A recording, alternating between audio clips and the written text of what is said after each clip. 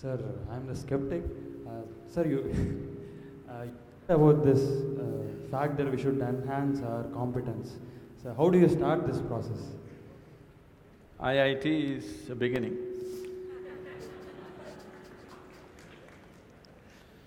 So, what are you skeptical about? You don't believe competence will work in this world, is it? Corruption is also a certain kind of competence, anyway.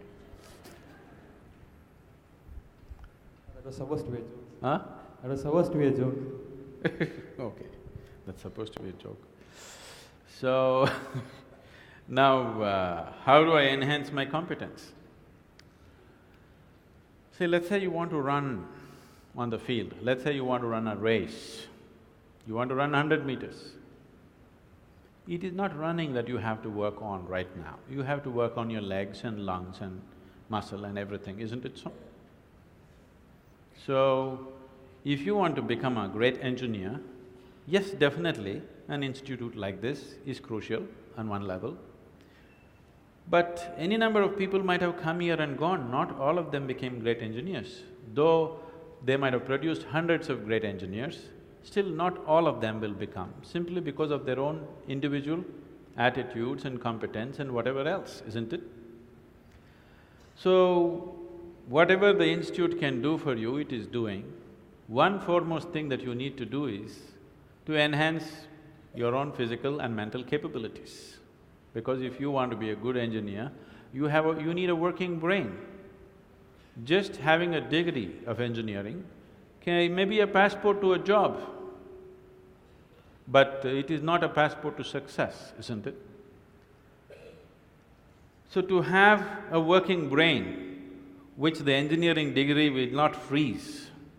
Usually lots of degrees, when people acquire degrees, they freeze their brains. They think they can… now they've finished using it and now they can rest it for the rest of their lives. It is not so. This is only to enhance your capability. This is just an organized effort. A school, a college, an institute is just an organized effort towards that, because each individual cannot craft it for himself. That is why an institution. Otherwise, an institution has no other purpose. It is here to just organize that possibility of you striving to be of a certain competence. But that is a mass application. But as an individual, your most important thing is you as a human being, you are functioning at the fullest level. If that has to happen, there are other dimensions which one needs to explore.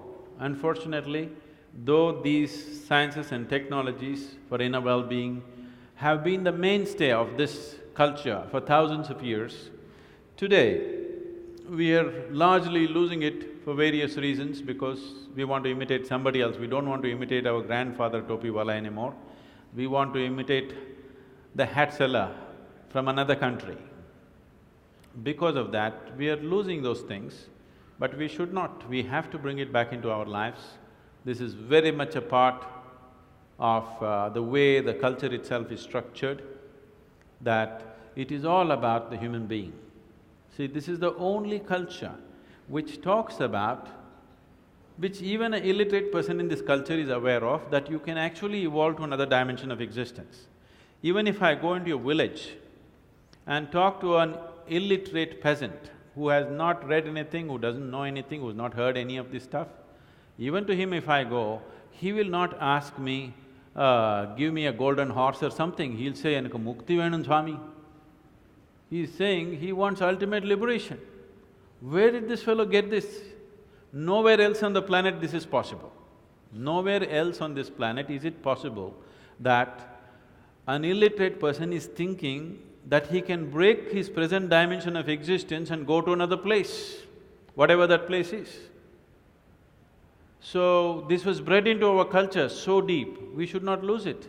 It was not just the idea, there are technologies to become free. If you became free from the process of your body and the process of your mind, if you can sit outside of it and work it, you would work it brilliantly, do you understand? You would be able to use this body and use this mind only when you are able to not treat it as myself. These are powerful instruments in your life. These instruments can be employed the way you want it. only when you have an outside access to it. Right now, you are a phenomenal computer, but you don't know where the keyboard is. When you can't think, you scratch this spot, that's not where it is. Do you see people? When they cannot think, they're thinking hard, they scratch here.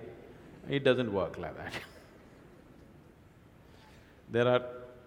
There are proper steps that one can take. It could be offered here if everybody is willing for that.